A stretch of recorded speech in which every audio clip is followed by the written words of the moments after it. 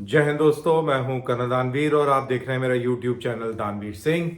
बड़े दिनों के बाद आया हूं, क्षमा चाहता हूं क्योंकि कुछ ऐसी परिस्थितियां थी कि वीडियो नहीं बन पाया इतने लंबे समय तक। लेकिन अब मैं उम्मीद अपने आप से ये करता हूं कि रेगुलरली वीडियोस मैं डालूंगा। आज मैं बात करूंगा अमित शाह जी के उस बयान के बारे में जो उन्होंने अरुणाचल में चीन को टारगेट करते हुए दिया। सवाल यह है कि अमित शाह जो कि होम मिनिस्टर हैं, उन्होंने ऐसा बयान क्यों दिया जिसका मतलब फॉरेन मिनिस्ट्री से है और डिफेंस मिनिस्ट्री से है, और इसका क्या मायने हैं, क्या जरूरत आन पड़ी कि होम मिनिस्टर को यह जवाब देना पड़ा। दरअसल अरुणाचल की किबुतु गांव के अंदर लोगों को एड्रेस करते हुए अमित शाह जी ने कहा कि चीन हमारी जमीन का 1 इंच, एक सुई की नोक के बराबर तक जमीन को हथिया नहीं सकता। और वो दिन लद गए जब आके वो अतिक्रमण करता था और उस तरीके की कार्रवाई करता था, ट्रांसग्रेशन जिसको बोलते हैं, वो करता था। तो अब अमित शाह ने ऐसा क्यों कहा, ये एक बहुत इंपॉर्टेंट फैक्टर है। देखिए, इसके लिए हमें यह समझना होगा कि पिछले 8-10 साल में भारतीय सेना की क्षमता बढ़ी है, कैपेसिटी बढ़ी है, उसकी काबिलियत बढ़ी है। और क्षमता और काबिलियत हथियारों की वजह से बढ़ी है,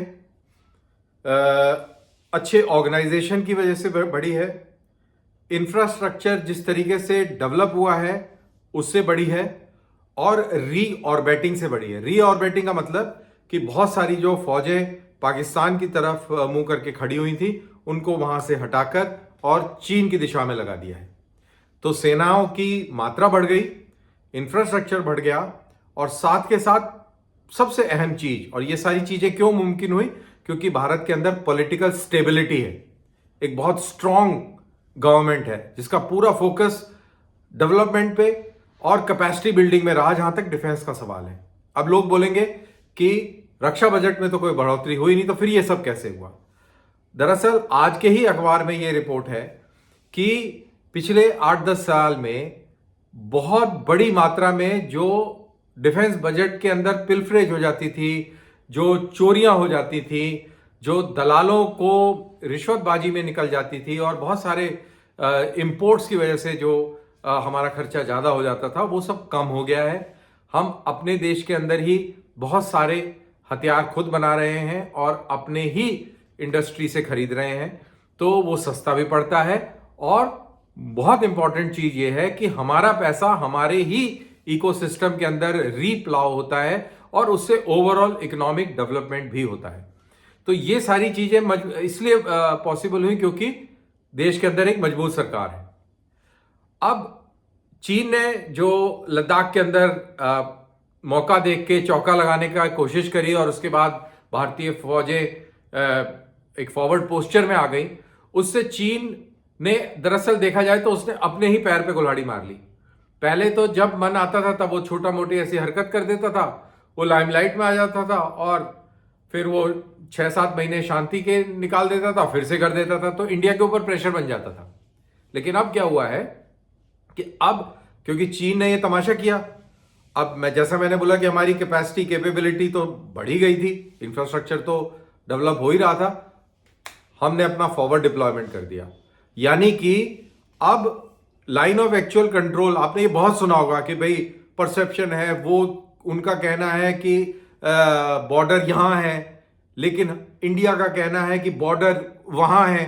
तो हम अपने बॉर्डर लाइन तक जाते हैं तो उनको लगता है कि हमने घुसपैठ कर दी, और वो जब अपनी बॉर्डर लाइन पे आते हैं तो हमको लगता है कि घुसपैठ कर दी। तो ये जो तमाशा था ये इसलिए था क्योंकि वहां पे फॉरवर्ड डिप्लॉयमेंट नहीं थी। अब फॉरवर्ड डिप्लॉयमेंट हो गई, अब हम अपने बॉर्डर पे बैठे हैं, आप समझ रहे हैं, अब हम अपने परसेप्शन पे बैठे हैं। तो चीन जैसे पहले जब मर्जी आए मुंह उठा के अपने सो कॉल्ड परसेप्शन पर आके और पेट्रोलिंग कर जाता था, वो सब अब नहीं कर पा रहा है। तो चीन बिल्कुल सुई की नोक बराबर भी अतिक्रमण नहीं कर सकता है। और आपको वो वीडियो जरूर याद होगा जिसमें भारतीय सैनिकों ने, अब ये तो बात बिल्कुल क्लियर है, 8 सिख लाइट इन्फेंट्री के जवानों ने तवांग के इलाके में क्या जबरदस्त चीनियों की पिटाई करी थी, ये आपको याद होगा।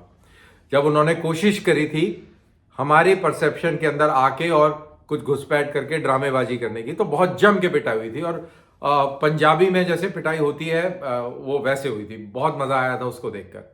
तो ये एक चीज। अब ये तो रही बात इंडिया की कैपेसिटी, कैपेबिलिटी, इकोनॉमी जो कि बढ़ रही है, इकोनॉमिक स्ट्रेंथ है, ये सारी चीजें। डेमोक्रेटिक इंस्टीट्यूशन स्ट्रांग है, उससे भी मजबूती आती है।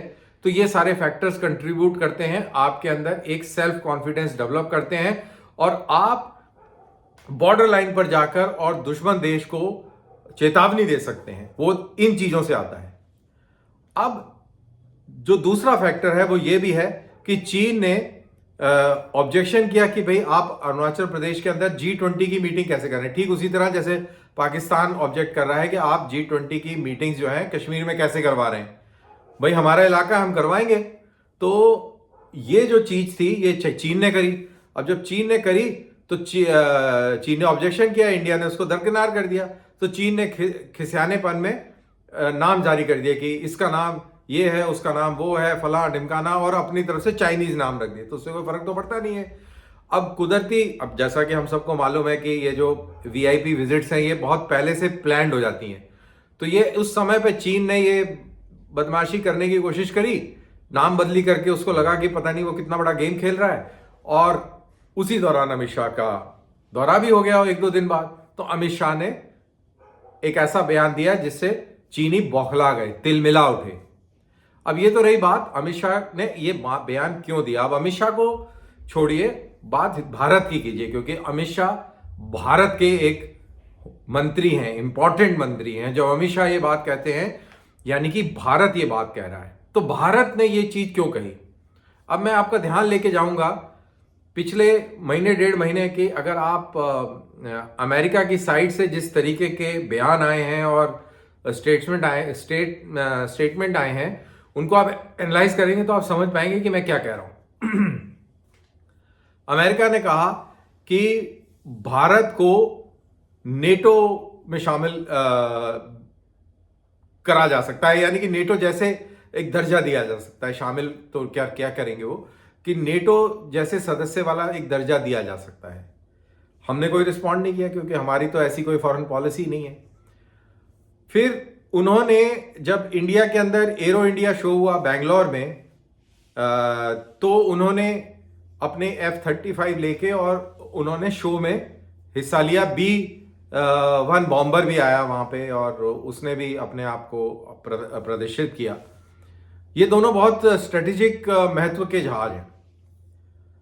और लोगों ने क्यास लगाना शुरू कर दिया कि क्या भारत अब F-35 खरीदेगा, क्या अमेरिका F-35 भारत को देगा, वगैरह वगैरह। लेकिन ऑब्वियसली भारत इन चीजों में इंटरेस्टेड नहीं है, क्योंकि भारत अपना जेट बना रहा है, अपना 5th जनरेशन M का बनाने की तैयारी में है। हम अपना जेट इंजन रशिया में जाके उसको टेस्ट करके सफलतापूर्वक लेके आए हैं, और हम नहीं चाहते कि हम किसी और मुल्क से इस तरीके की टेक्नोलॉजी लेके और बंध जाएं और अपनी चीज विकसित ना करें। अब उसके बाद में कुछ दिन पहले ये स्टेटमेंट भी आया अमेरिका की तरफ से कि हम चाहते हैं कि F-35 चाइना को काउंटर करने के लिए चाइना के खिलाफ लगने वाली एयर स्पेस के अंदर डोमिनेट करे। तो सबसे बड़ा मुल्क जो चाइना की एयर स्पेस को डोमिनेट और हावी करता है वो है इंडिया। तो फिर बात ये होने लगी कि क्या इंडिया F-35 खरीदेगा, और ये बात हुई। उसके बाद में एक एक्सरसाइज एयरफोर्स के साथ में एक एक्सरसाइज हो गई, जो कि शायद अभी भी चल रही है, if I am not wrong, जिसके अंदर F-15 और B-1 स्ट्रेटेजिक बॉम्बर्स हिस्सा ले रहे हैं। इनफैक्ट यहां पर यह पॉइंट नोट करने वाला है कि B-1 बॉम्बर, स्ट्रेटेजिक बॉम्बर, जिसकी रेंज तकरीबन 10,000 किलोमीटर की है, जिसकी क्षमता न्यूक्लियर बम गिराने तक की भी है, स्ट्रेटेजिक बॉम्बर हैं, वो भी हिस्सा ले रहे हैं इस एयरफोर्स की एक्सरसाइज के अंदर। और साथ के साथ इंडिया के रफाल जेट फ्रांस गए हैं नेटो के वॉर गेम्स के अंदर शिरकत करने के लिए, यानी कि जो नेटो एक एयर एक्सरसाइज कर रहा है यूरोप की एयर स्पेस में, वहां पे वो शिरकत करने गए हैं। तो इस तरीके का कोऑपरेशन इंडिया का अमेरिका और अमेरिका के एलाइज और नेटो कंट्रीज के साथ चल रहा है। तो बेसिकली अगर इसको समझा जाए तो ये एक इंडिया को जोड़कर वेस्टर्न पावर्स यानी कि डेमोक्रेटिक पावर्स एक बहुत ही स्ट्रांग स्टेटमेंट चाइना को दे रहे हैं। तो अगर इस कॉन्टेक्स्ट में देखा जाए तो अमित शाह के थ्रू इंडिया ने एक स्ट्रेटेजिक स्टेटमेंट चाइना को दिया है, चाइना के ऊपर एक प्रेशर बनाने का प्रयास भी किया है, और मेरे ख्याल से वो प्रयास सफल भी हुआ है, क्योंकि चाइना का जिस तरीके से रिएक्शन आया अमित शाह के बयान के बाद, उससे हम ये कह सकते हैं कि उनको मिर्ची लग गई है। बहरहाल चाइनीज को मिर्ची लगती रहे और हमारी कैपेबिलिटीज इसी तरीके से बढ़ती रहे, और हम पूरे खित्ते के अंदर अपनी इकोनॉमी के को लेकर, अपनी मिलिट्री पावर्स को लेकर और अपने डेमोक्रेटिक इंस्टीट्यूशंस और वैल्यूज को लेकर इसी तरीके से मजबूत होते रहें।